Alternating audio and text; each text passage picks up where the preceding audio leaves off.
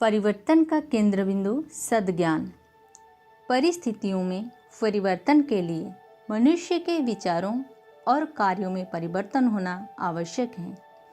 भीतरी स्थिति का स्वरूप ही बाहर दृष्टिगोचर होता है। नशा पी लेने से जिस प्रकार शरीर की चेष्टाएं और क्रियाएं अस्त व्यस्त हो जाती हैं, उसी प्रकार संकीर्णता की निम्नगामी गतिविधियां अपना लेने पर मनुष्य कुविचारों और दुर्भावों को अपनाता है। फलस्वरूप जीवन के विभिन्न क्षेत्र में नाना प्रकार की कठिनाइयां और विपत्तियां सामने आ खड़ी होती हैं। मनुष्यों को अपना ही समूही समाज है।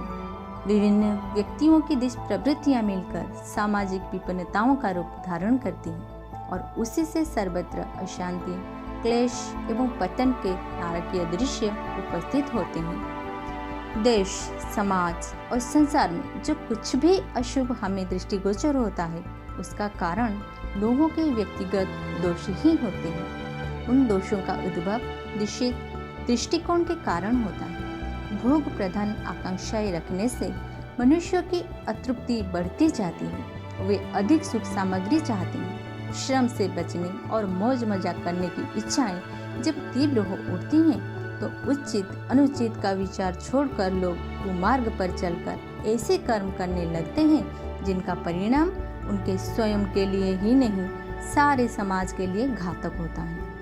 इस अदूरदर्शितापूर्ण प्रक्रिया को अपनाने से ही संसार में सर्वत्र दुख दैन्य का विस्तार हुआ है। विश्व शांति के लिए उपयुक्त परिस्थितियां उत्पन्न होना केवल एक ही प्रकार संभव हो सकता है कि मनुष्य भोग प्रधान नीति का परित्याग कर त्याग प्रधान दृष्टिकोण अपनाए, वासना और तृष्णा की तुच्छता अनुभव करे और तब संयम और आदर्श का उत्कृष्ट जीवन बिताने में गर्व एवं गौरव का आनंद माने। जब तक वासनाओं और तृष्णाओं के तुच्छ प्रलोभनों में मनुष्य रस लेता रहेगा और उन्हें ही जीवन का लक्ष्य मानता रहेगा, तब तक उसके द्वारा उन गतिविधियों का अपना सकना संभव ना होगा जिस पर स्वर्गीय वातावरण का विनिर्मित होना संभव होता है। युग परिवर्तन के लिए विपन्न परिस्थितियों को आनंद मंगल के वातावरण में परिवर्तन करने के लिए हम में से प्रत्येक को अपने वास्तविक स्वरूप और जीवन के उद्देश्य को समझना आवश्यक है। 84 लाख योनियों में भ्रमण करने के पश्चात मनुष्य शरीर एक बार प्राप्त होता है। यह सुदुर्लभ अलभ्य अवसर बार बार कहाँ मिलता है? यह असाधारण सौभाग्य इसीलिए नहीं मिलता है कि उसे साधारण जीव जंतुओं की भांति खाने सोने जैसे तुच्छ कार्य में ही व्यतीत कर दिया जाए।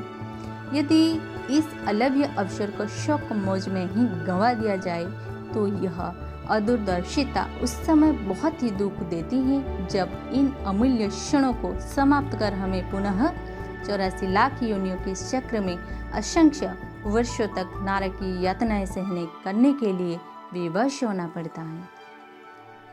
यह मनुष्यदेह इसलिए प्राप्त होती है कि आत्मा अपने गौरव और महानता की उपयुक्त गतिविधियां अपनाकर स्वयं आनंद लाभ करे और दूसरों की सुख शांति को बढ़ाए। वासना और तृष्णा के लोभ और मोह के, काम के, क्रोध के भव बंधनों को काटकर जीवन मुक्ति के परमानंद का रसास्वादन कर सके। यदि संतुलित और सुव्यवस्थित जीवन क्रम को अपनाते हुए मनुष्य अपनी गतिविधियों को संतुलित बना ले, तो उस लक्ष्य की पूर्ति कुछ भी कठिन नहीं है। गृहस्थ जीवन व्यतीत करते हुए मनुष्य संत की स्थिति प्राप्त कर सकता है। गुजारे के लिए न्याय और श्रमपूर्ण आजीविका कमाते हुए परमात्मा का पुण्य लाभ हो सकता है। जीवन की ठीक प्रकार जीने की विद्या को यदि सीख लिया जाए, तो उस राजमार्ग पर चलते हुए लोक और परलोक दोनों ही प्रकार की सफलताएं और समृद्धियां सामने प्रस्तुत हो सकती हैं।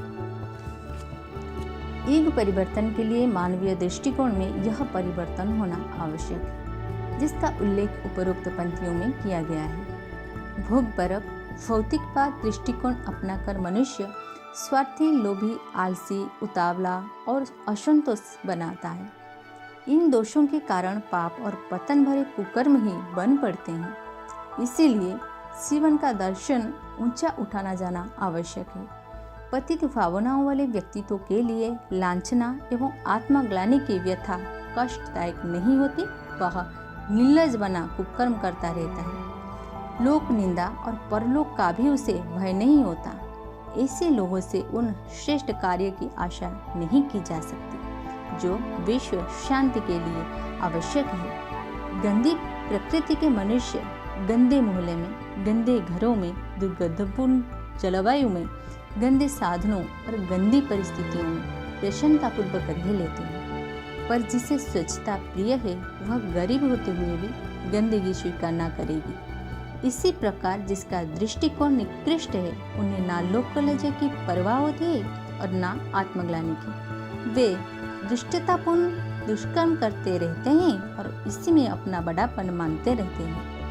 इस स्थिति का परिवर्तन करके धर्म, आत्मगौरव और पुण्य परमात्मा की महत्ता को अनुभव करते कि कार्य कर्तव्य की मनोभूमि बना दी जानी चाहिए। जब लोकमानस का स्तर भावनात्मक दृष्टि से ऊंचा उठेगा तो ही जीवन में श्रेष्ठता आएगी और उसी के आधार पर विश्व शांति की मंगलमय परिस्थितियां उत्पन्न होगी। सत्कर्म अनायास नहीं बन पड़ते, उनके पीछे एक प्रबल दार्शनिक पृष्ठभूमि का होना आवश्यक है। शास्त्रीय नामवरी लूटने के लिए या किसी आवेश में आकर कभी कभी घटिया स्तर के लोग भी कुछ बड़े काम कर बैठते हैं, पर अपनी स्थिरता नहीं होती। यश कामना की पूर्ति भी हर घड़ी नहीं होती रह सकती, न आवेश ही स्थिर रखा जा सकता है।